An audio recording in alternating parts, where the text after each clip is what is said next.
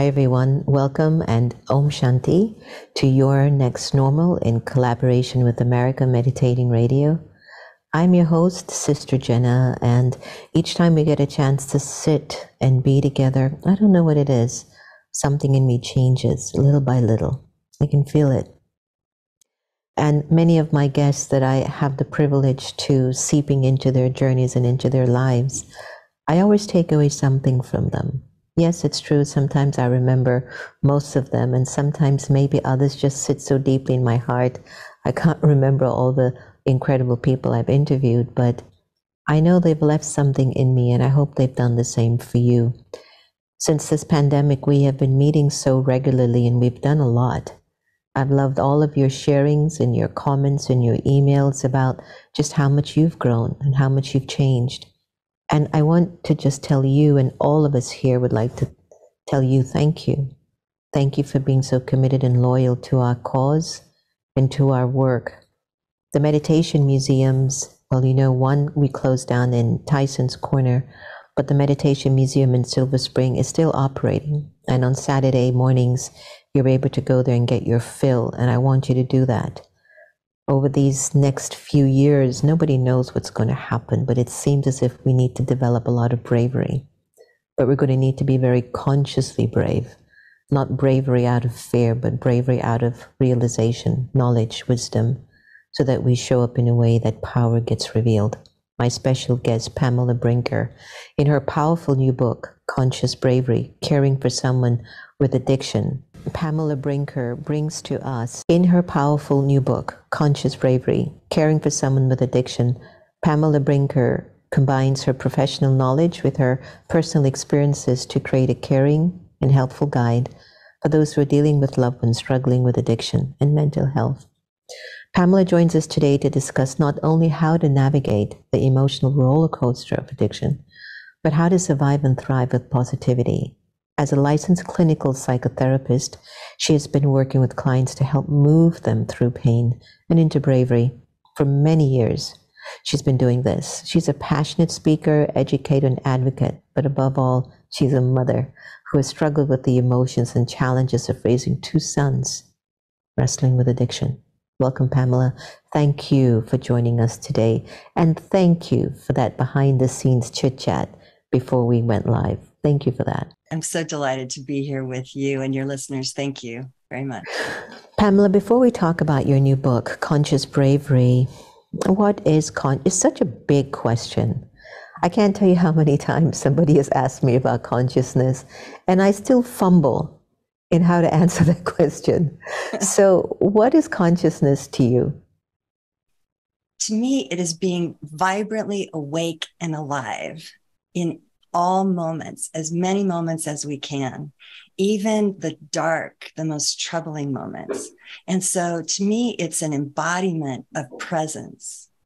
And we often become pretty esoteric about it, and we think we only attain consciousness during maybe deep meditation or during a yogic altered state. But to me, we can be conscious in everything. We can be conscious as parents, as in our leadership, in our work. And so I believe in practicing that vibrant, alive awakeness through everything, returning Beautiful. to it. So in your book, Conscious Bravery, wow. Because a lot of times when we're brave, I'm trying to think, Pamela, if I've been conscious that I was being brave, or was it that I was just so scared out of my pants, or out of my sari, I should say, but the only way that I could go, the only direction that I could go is that I have to see this through. Like sometimes the more intense my fear has been, the greatest courage I've been able to see. Mm-hmm. What is conscious bravery to you? Mm-hmm. Yes, and I love that you're sharing that, because conscious bravery kicks in for all of us when we're committed to it on some level. And you talked earlier about realization and taking action. To me, conscious bravery is both. So we're born with the seeds of bravery, just like we're all born with the seeds of love or compassion or kindness, but they have to be cultivated. We need training, right? We need our parents to sort of teach us how to become truly loving and kind in different kinds of situations. And similarly, bravery can look 100 different ways on 100 different days. I like to say that bravery can sound like stillness and it can look like softness. It isn't always tough as nails, but it's all three of those kinds of things and everything in between. And so you, Sister Jenna, and some of your listeners may have been able to move through fear, move with those adrenals and leap into action as needed because perhaps you were committed to it and you had some skill in being consciously brave already, being aware when you needed courage. Beautiful. But, again, it isn't always jumping in. We think that we maybe have to wrestle our fear down or take immediate action. But I've found in my own personal life as a mom and as a therapist, oftentimes I need to pause and breathe consciously, breathe with awareness, and look at my options. So to me, conscious bravery, the short definition, is to be able to know what's needed in any given moment and then do that. I like that. I like that. Maybe that's what your book is really teaching us, right? Because the result of your professional work and personal experiences that you've had is perhaps the inspiration behind this book. You want to tell us some more? Absolutely. I was a clinician for, 20 years and love my work. I believe it's a sacred calling. I walk alongside my clients in partnership in their healing and greater awakening and in taking action. And then my kid's stepdad developed a grade 4 glioblastoma brain cancer, and he died a year and 3 months after he was diagnosed. And that was about 12 years ago. And in my grief and devastation, I turned to books and friends, and there really wasn't a body of knowledge about bravery for grief and for the troubles that my sons began to have. And what they started doing was not just turning to each other, Sister Jenna, but they started turning to alcohol and drugs as the answer to their pain. And that's what happens oftentimes. No one wants to become addicted to a substance or a behavior, right? We turn to those kinds of things because we don't know what else to do. And the pain is so overwhelming. And that's what was happening for my sons. And even though we were really close, unbeknownst to me, their substance use developed and increased. And within months, they were really dependent upon substances. And so I had to modify everything I'd ever taught my clients and use it for myself. And I had to cultivate new kinds of capacities to be in a moment where I felt shock and devastation. I would get hard news about my sons. They might, for example, they got arrested at various times and they needed treatment immediately. And I was only able to override some of my previous tendencies to jump in and overmanage and learn to bring in tenderness and wisdom because I started cultivating these tools and practices that I'd used with my clients for years in different ways. So over the course of some years, I decided I want to write the body of knowledge that I needed. I want to produce something that actually helps people. I believe I'm on a mission. I'm here to save lives. We're in a crisis, a drug and mental health epidemic. And I want to help the people who walk alongside someone who struggles with substance use issues and mental health. And I believe that if we really take care of ourselves and learn tools and practices, we can partner with our loved ones with compassion and assertive strength and truly help. A lot of times we look at the individual who is on the addiction, or maybe the person who's dealing with I call it mental opportunity. I hope the world can coin that more and more because I really think it's an opportunity for everybody involved. But a lot of times the people don't think about the loved ones that are dealing with it. And when you're loving someone with addiction, there's so many uncertainties. It's unpredictable.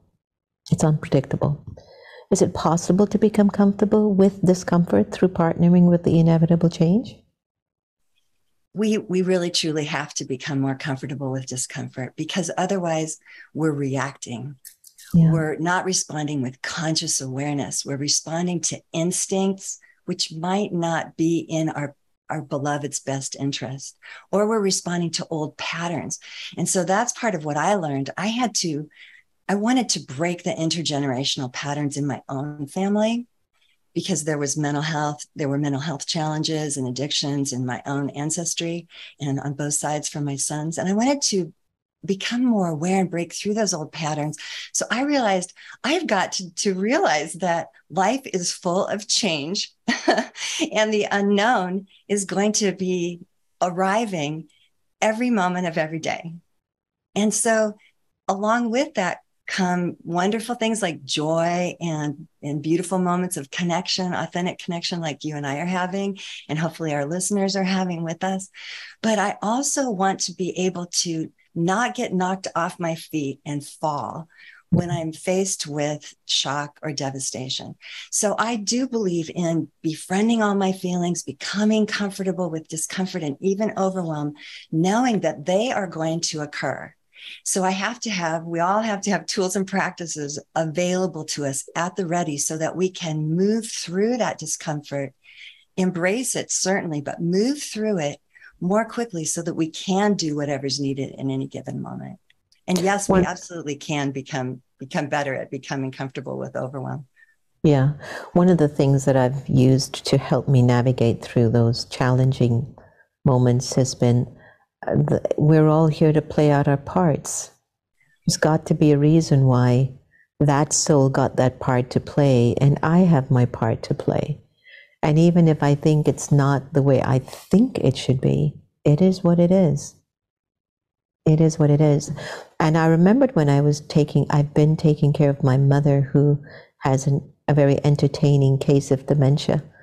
And at the beginning, the first few months, I remembered I became such an unkind person. And one morning I said, this is not me. What's going on? What is wrong with me? What is happening? And then I had realized that the brunt of my frustration was my desire in not wanting to do this. My interpretation that I had lost my best friend.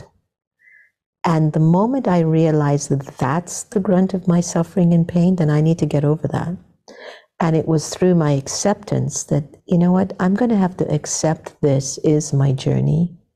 And perhaps in me taking care of her will be my path to real enlightenment and spiritual empowerment. And so that was huge. And I wonder if folks like us who are given the wonderful opportunity to deal with either a child with an addiction or a mental opportunity experience, if it's really giving us something that's been a priceless gift, such as an enormous amount of love and acceptance, a tremendous amount of patience and awareness, and somehow you get over things easier. You just have to for your own survival. Beautifully said, and that's so true, because we are intricately connected in a beautiful, powerful web of sentience. So what's happening for your mother is also happening for you. And I found that to be true myself. And you're so honest, Sister Jenna. I made a lot of mistakes as a mom, being too aggressive, being too domineering, wanting answers instead of pausing and waiting for them to arrive. And so I do write about, and I believe that we have to quit fighting what is. And I use the phrase, now there's this. So when I'm faced with something that my sons are incurring, some challenge or a shock, something that's hitting me, I'll become aware that, oh, this is shocking for me. This is a part of my story where I want to come in and manage. Oh, that's what I want to do. That's a tendency. But, I don't have to do that. I can pause and be with what is and say, now there's this. And with that acceptance of what arrives, I find that clarity comes more easily over time, and I can have greater wisdom. Have you found that to be true yourself? Oh, yeah, yeah. Mm-hmm. It's the inevitable. It's the inevitable. Mm-hmm. You know, often we live in panic, gripping fear when we love somebody, as you just mentioned, who is in crisis. I mean, it's interesting to watch the highs and lows from mental health issues or relapses. We just long for someone to tell us what to do. How do we shift from living in terror of the future? Sometimes, especially for a child, you're so concerned as to what's going to happen to them if they continue down this path. For a mother with dementia, it's different. But if you've had a parent that have maybe attempted suicide once or twice, the fear is, are they going to do it again? Mm-hmm. And so how do we handle all of that? Two things come to mind. One, we become more at ease with our own fear. I call it viewing our fear as an advisor, one of many advisors. Love, again, as I mentioned earlier, is an advisor. And kindness is an advisor. And patience, or taking immediate action, that can be some kind of advice that comes into our beings. But fear is something that we're not really taught how to handle as we grow up. I don't really believe that we have an appropriate respect for fear as a warning and just a simple advisor that says, hey, pay attention here, watch out. And once we acknowledge fear and we listen to its advice, then it can kind of calm down. And so I view fear with respect. I just say it's one of many tools that come to me at the ready. And then once I listen to it and I say, wow, I'm really scared right now, or I'm even terrified. Mm-hmm. All right, then I can calm my nervous system down and use breathing techniques or whatever, get barefoot in the moment for a minute, and really feel the earth underneath my feet supporting me, or connect to something greater, connect to God, the universe, source, or both. I teach that one of the ways I handle fear is I call it earth and sky. So in the immediate moment, I might notice I'm feeling really, really scared. All right, I'm going to breathe, come into my whole being through my essence. And then I anchor and root connected to the earth, and I ground down and I connect to what's greater too, Sister Jenna. And I'll reach one arm down to the earth and one arm up to the sky. And I call it earth and sky. And then I move through my whole being, through my chakras again, through my heart. And opposite hand reaches up to the quantum, to God. And the opposite hand reaches down, not just to the ground, but into the center of the earth, where we have this tremendous support on this beautiful blue planet. And so that helps me. Getting into our bodies somatically can help us calm our fear, because fear wants us to do something, usually, even if it's patience. Be patient, but I call patience a not doing that does. So even if we're patient and we pause, we can then manage our fear a little bit better. So that's the first thing. And then secondly, I think we realize that we have to be committed to facing our fear. And we make that commitment over and over again, just like we commit to becoming consciously brave. And we take little steps. It's not a great big leap. Bravery doesn't arrive with the wave of a magic wand. It comes through practice and cultivating it in the calm moments and during the devastations. And everything matters. So I like that. Thank you. I like that. It reminds me of the karma yogi stage, where whatever action I'm performing, can you bring God into it? And somehow it changes your expectation of what you think it should give back to you. But you should be getting what you're experiencing from, I call God Baba. What you're experiencing from Baba is what he actually needs to give out to make the difference, to create the influence or the transformation that can occur in the lives of others, but it first starts inside of you. There's something that you talked about, moving beyond the mindfulness. I feel like that's almost it, into whole being awareness. Elaborate on that. Like, what is whole being awareness? I would say that's like me being soul conscious totally an embodiment of my divinity and purity, and Baba's light is just working through me, you know? So all of those limitations and things that disturb my spirit, it can't disturb my spirit. I will influence it to move more in harmony. What's your interpretation? Yes, beautiful. And that's a wonderful belief. And so I believe that we incorporate it, those kinds of beliefs and our intentions by embodying them. So we all have 6 zones of experience available to us in every moment, wherever we go. And those zones of experience are right here in us. We can tap into our emotions in our hearts. We can tap into what's happening in our bodies and tune in if we're feeling tight or stuck or our tummies are having butterflies. We can tune into our essence. Are we feeling a sense of solidity with that beautiful, soulful, I like the elegant word essence, with that, our deepest self? Are we feeling some solidity there? And then we can tune into our intuition. What's happening here? What's our intuition alerting us to? And connected to that, what's happening in our thoughts? What are our thoughts doing? Are they racing? Are they giving us 5 different pieces of information all at once? So we just notice without judgment what's happening in all these zones of our experience. And lastly, what's happening in the energy around us, because who we are doesn't end with our skin. You know, the neuroscience is that the space around us is part of who we are as well. So we tune into heart, body, essence, intuition, mind, and energy. And that sounds like a lot, maybe, to our listeners, but everyone here knows that whenever we have an authentic connection, we're fully engaged with our whole being. And just like you're saying, there's this beautiful, authentic connection that's coming into our being through the other person as well, or through the situation. And who are we to say, this situation shouldn't be mine? That's not up to us to decide. So our whole being gives us this receptivity and this capacity to experience what is, what's happening, and then to have confidence moving forward.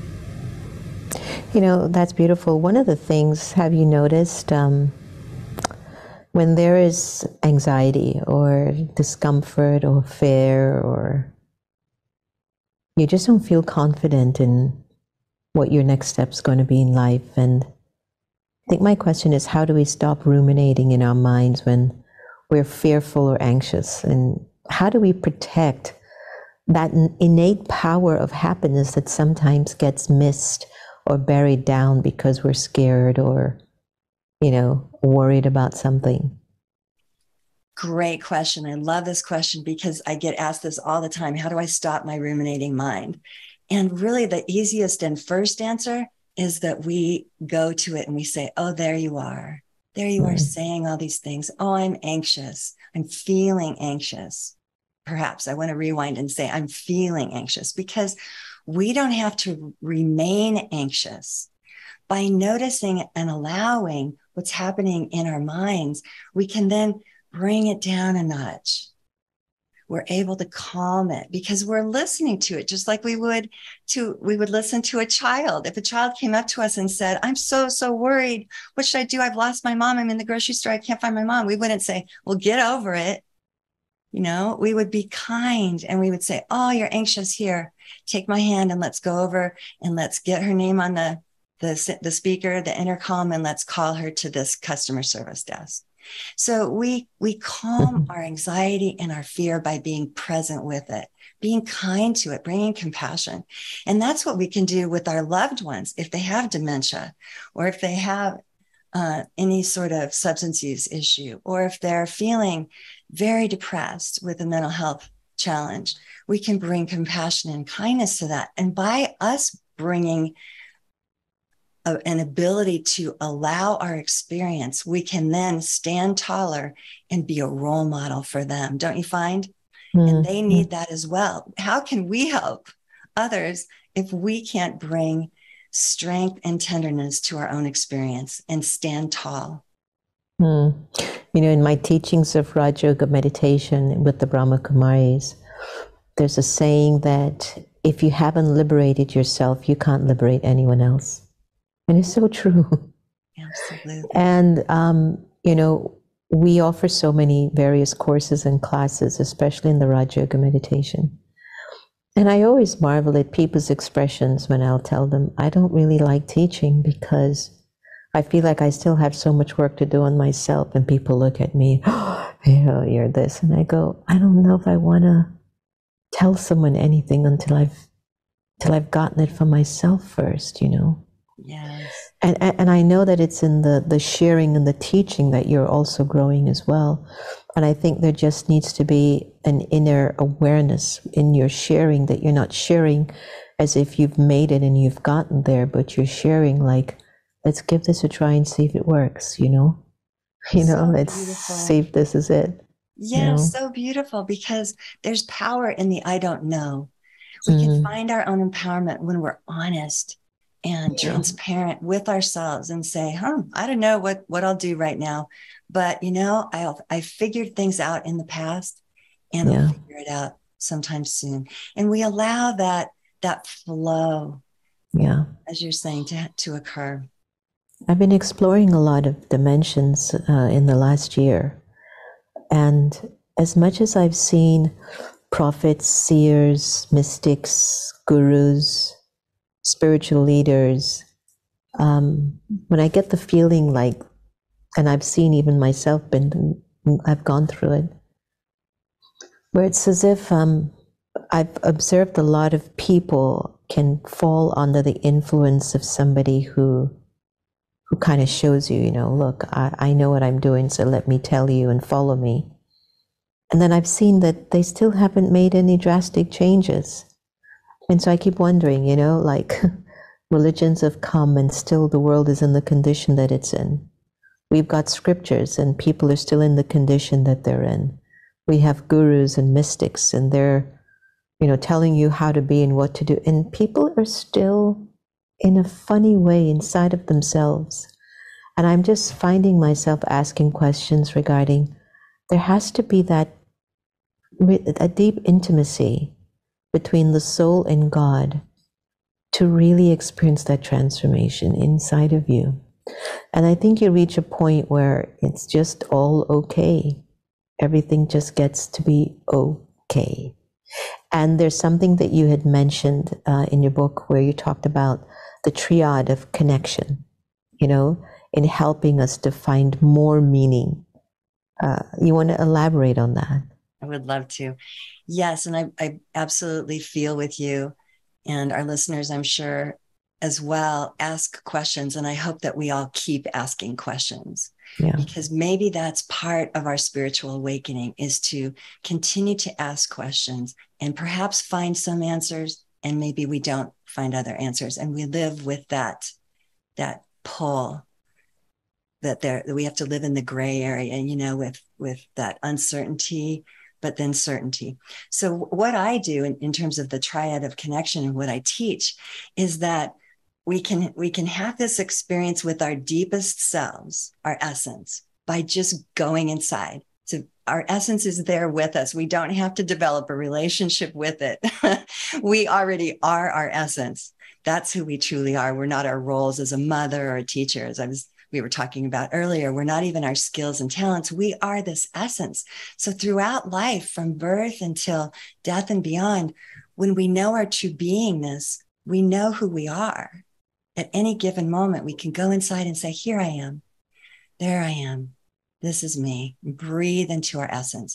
So that's one of the 3 points of the triad of connection, is we stay connected to who we are. And whenever we forget who we are, we return, we rebalance by going right here into our essence. But then as you and I are having this amazing connection, and our listeners are with us, present as well, there is this authentic, magical, mystical connection with one another. And it's not just a feel good. It's an authentic thread that connects us to our beingness. We're all humans, but the other piece that we sometimes forget is that we are these beings, these sentient beings, vibrant with awake aliveness that is our consciousness. And then the third point of the triad of connection is our connection to God, or whatever anyone wants to call it, source, the Tao, the quantum nature, the universe. But when we connect with our creator, our source, then we are truly embodied in this human form. Yeah. Because we're gifted with human beingness. So, but if we forget to connect, then we're missing out, and we're relying on only two parts of the triangle, perhaps ourselves and one another. And we often want to turn to other people for answers. But when we have this triad of connection, Sister Jenna, the foundation can lay down. Our triangle can be flat, and all three points of the triangle are activated at one time. And that's really when we feel the most awake and alive, and the most confident, as you're saying, about that everything is. And we have that deeper sense of it's going to work out. It's going to be what it is. Beautiful. So as we come to a close, I know there are many caregivers out there who might be looking for just a little bit of extra support and guidance. So what would you suggest to a caregiver who might be dealing with a relative or a friend who's struggling with heavy substance abuse or a mental opportunity? Take care of yourself. You're a beautiful, beautiful, treasured being. You cannot help someone else unless you help yourself. And so our self-care is a privilege, and it's also a responsibility. So we go for that walk in nature. We return to our homes and take a moment to meditate or breathe. We eat healthy food. We give ourselves lots of water. We do things like we tend to ourselves the way we want to tend to our loved one.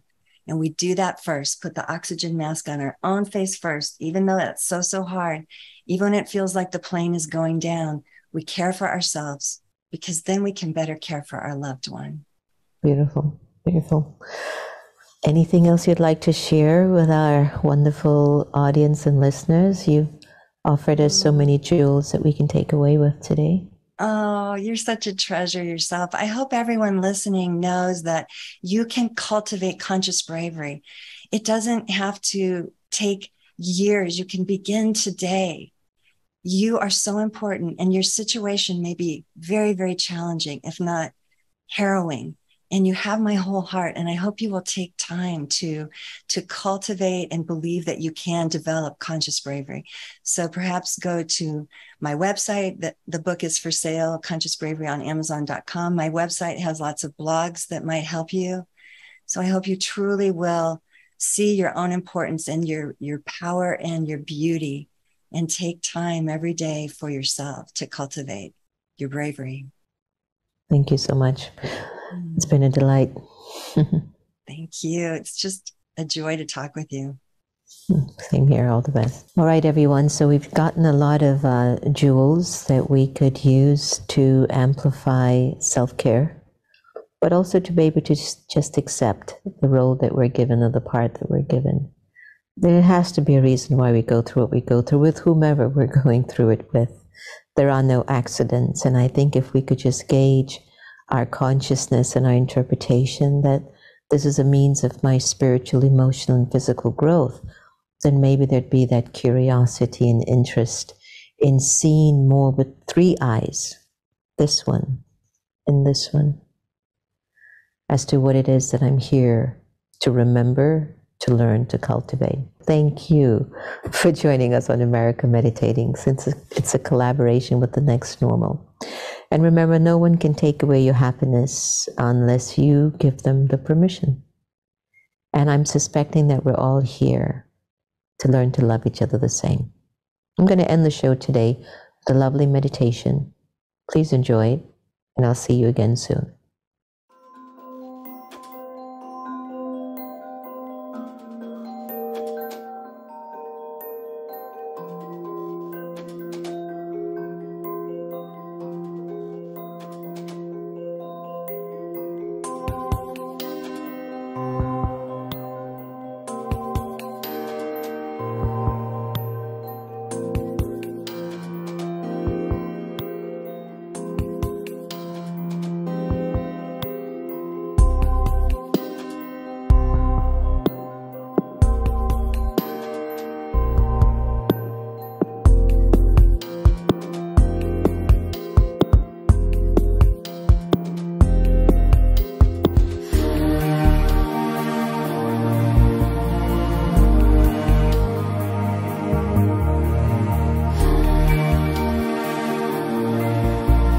Keep moving no matter what.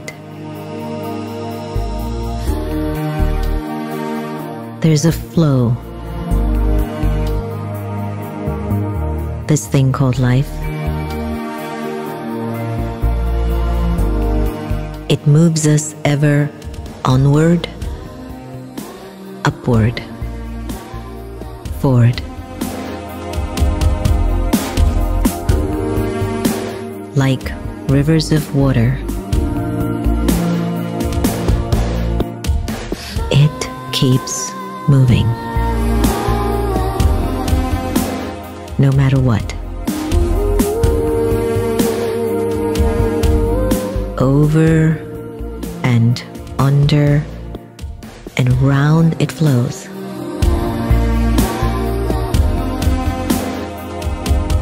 Let the currents take you on the journey of life.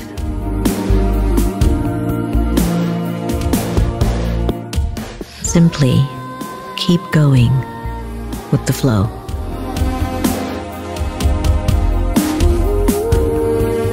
Keep moving, no matter what.